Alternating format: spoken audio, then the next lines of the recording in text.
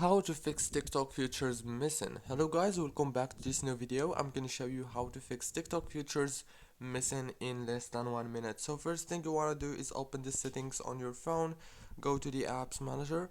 When you open the apps on this page, you will find all the apps that you have on your phone. So all what you want to do is wait a few seconds, it will start loading, and then scroll until you find the TikTok app. And when you find it, click on it like this.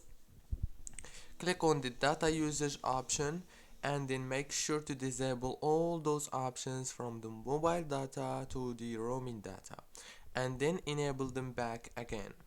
And then you have to go into the power usage details, click on it, and then click down here on this force stop.